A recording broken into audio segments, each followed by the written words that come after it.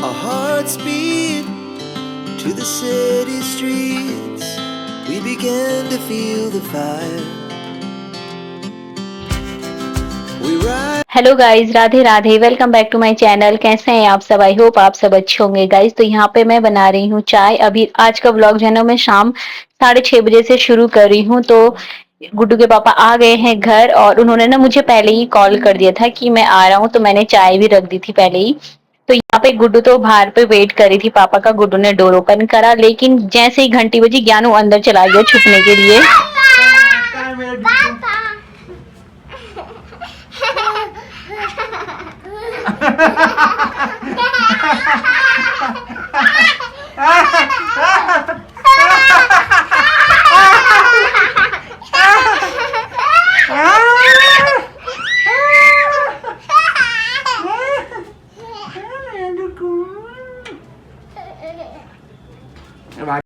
तो यहाँ पे दोनों ने करी पापा के साथ ढेर सारी मस्ती और उसके बाद फिर दोनों को मिली चिज्जी।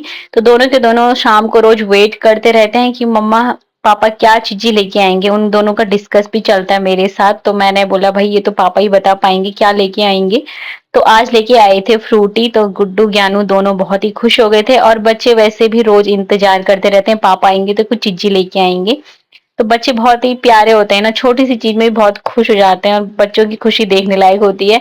तो यहाँ पे साथ के साथ चाय भी बन रही थी। जब से ना मेरे को डेंगू फीवर हुआ है तब से मेरा थोड़ा चाय पीने का मन कम ही कर रहा है। नहीं तो मैं पहले ही अपने लिए बना लेती हूँ 5 बजे चाय, लेकिन आजकल ना मेरा मन नहीं कर रहा है चाय पीने का। तो अभी हम दोनों शाम को एक साथ ही पी रहे हैं चाय। तो 6:30 हो गए हैं।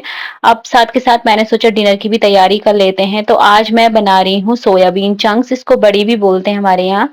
तो इसकी सब्जी ना मेरे को बहुत अच्छी लगती है क्योंकि ये ना एकदम थोड़ी तरीदार होती है, सूप होता है इसमें। मेरे को ना सूखी सब्जी खाने का बिल्कुल भी दिल नहीं कर रहा है आजकल। तो जब से फीवर हुआ है ना, फीवर में ऐसे ही होता है, फिर उसके बाद ना कुछ चटपटा खाने का मन करता है, ऐसे सूखी सब्जियां खाने का मन नहीं करता है। तो मैंने सोचा आज यही बनाते हैं। और मैं ना जो काले चने होते हैं वो भिगाना भूल गई थी, उसकी सब्जी खाने का भी मन कर रहा था मेरा। फिर मैंने सोचा कि यार चलो अब बड़ी ही बना लेते हैं। तो बड़ी की सब्जी बनाई। और इस तरीके से कौन कौन बड़ी की सब्जी बनाता है प्लीज कमेंट करके बताना। कई बार ना मैं ये भी करती हूँ कि आलू और जो बड़ी है उसको फ्राई कर लेती हूँ हल्का सा तेल में, उसके बाद छौंकती हूँ। और कई बार ऐसे भी बना देती हूँ सिंपल तरीके से। तो ये भी अच्छा होता है, वो वाला भी अच्छा होता है, दोनों ही। तो यहाँ पे मैं सब्जी वगैरह बनाने लग गई थी, डिनर की तैयारी कर रही थी। उधर उसके पापा गुड्डू को पढ़ा रहे थे और ज्ञानू को भी। तो ज्ञानू को तो क्या ही पढ़ाना, ज्ञानू तो डिस्टर्ब ही करता रहता है।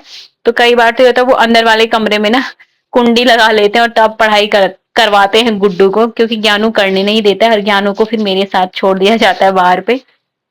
ज्ञानू के लिए मैं टीवी लगा देती हूँ और गुड्डू और उसके पापा अंदर उसको होमवर्क करा रहे होते हैं, पढ़ा रहे होते हैं। तो हम लोग ना टाइम से खा लेते हैं खाना और फिर टाइम से बच्चों को सुला देते हैं ताकि सुबह वो जल्दी टाइम से उठ पाए। नहीं, अगर बच्चों की नींद पूरी नहीं रहती ना तो फिर बच्चे सुबह नहीं उठ पाते हैं। और अगर उनको टाइम से सुला दो तो फिर वो खुद ही सुबह उठ जाते हैं, उनकी नींद ना पूरी हो जाती है। तो इसलिए हम मतलब ज्यादा से ज्यादा मैं कोशिश करती हूँ कि बच्चों को मैं 9 बजे तक सुला दूं। बच्चे की नींद पूरी हो ना तो सुबह उठने में फिर बच्चा ना परेशान नहीं करता है और आसानी से उठ जाता है। तो अगर लेट सोएंगे तो फिर ऑब्वियस सी बात है कि फिर वो उठ नहीं पाएगा ना सुबह। तो यहाँ पे मैंने जल्दी से रोटियां भी बना ली हैं और फिर उसके बाद जल्दी से हमने खाना वाना खाया और यहाँ पे दोनों की मस्ती शुरू हो गई। खाना खाने के बाद यहाँ पे ना थोड़ी देर फिर एलेक्सा पे लगाते हैं गाने और यहाँ पे दोनों का डांस चल रहा था, एलेक्सा पे गाने बज रहे थे। तो एलेक्सा पे भी इन दोनों का ना पंगा चल जाता है, एक बोलता मेरी पसंद का गाना लगाओ, एक बोलता मेरी पसंद का। फिर दोनों का झगड़ा होता है, मतलब झगड़ा तो क्या ना, ज्ञानू गुस्सा होकर बैठ जाता है, इधर गुड्डू गुस्सा होकर बैठ जाता है जब एक का पसंद का चलता है। फिर मैं बीच में आती हूँ और फिर मैं लगाती हूँ अपनी पसंद का। फिर दोनों खुश हो जाते हैं और फिर दोनों को दोनों डांस कर रहे होते हैं। तो यहाँ पे बस वही चल रहा था, दोनों का डांस चल रहा था। तो यहाँ पे इन दोनों की मस्ती तो चलती रहेगी। तो मैं गई किचन में और फिर मैंने उसके बाद बनाया दूध। सबके लिए दूध बनाना होता है ना, खाना खाने के बाद, डिनर के बाद। तो सबके लिए फिर दूध बनाया और ज्ञानू के लिए अलग तरीके का दूध बनता है, गुड्डू के लिए अलग तरीके का दूध बनता है, हमारे लिए अलग तरीके का। तो हम लोग मतलब 4 है लेकिन हम 3 तरीके का दूध बनाते हैं। मैं ना आजकल कच्ची हल्दी डाल के दूध पी रही हूँ।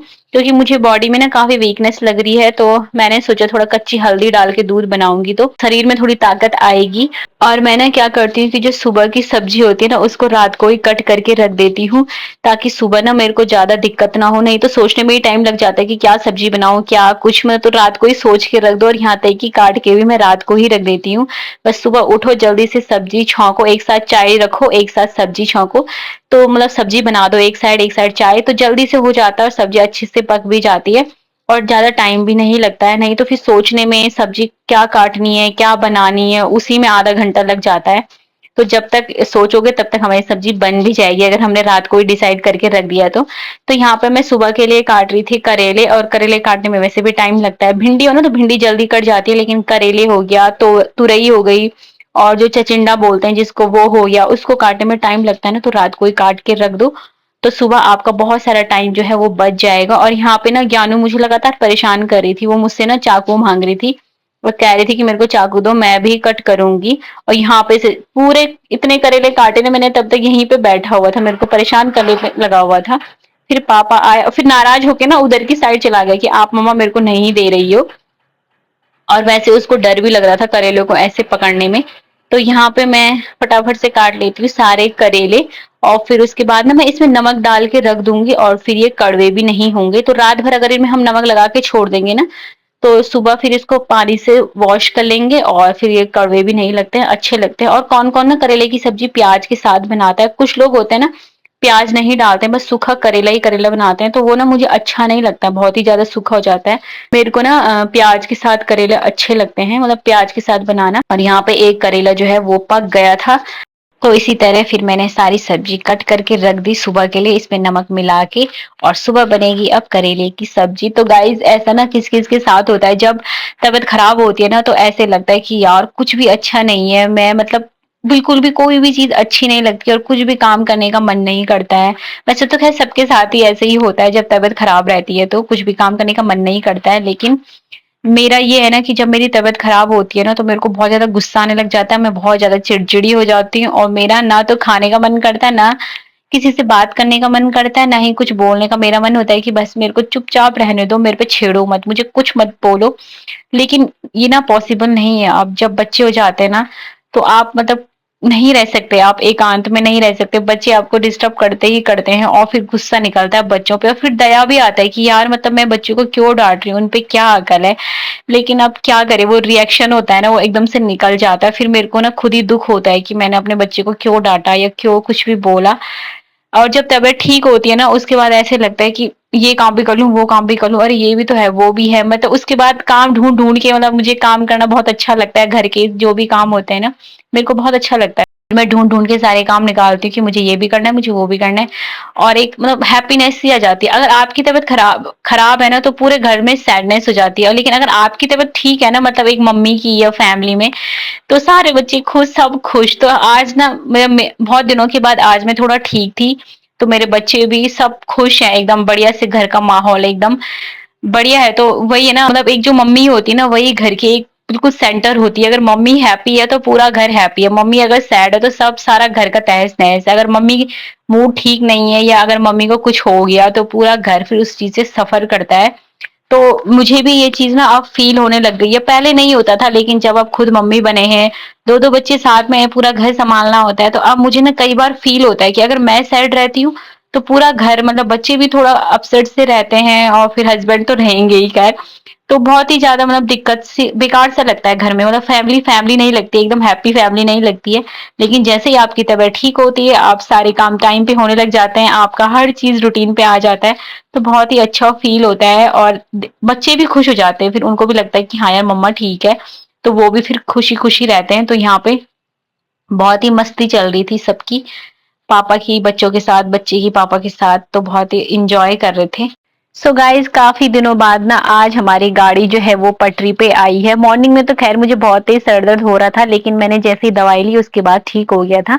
तो अभी मैं बिल्कुल ठीक हूँ, और थोड़ा वीकनेस तो है बॉडी में, वो थोड़े दिन रहेगी लेकिन वो भी रिकवर हो जाएगा। तो हम बहुत दिनों के बाद ऐसे एंजॉय कर रहे हैं बच्चों के साथ में, काफी अच्छा लग रहा है।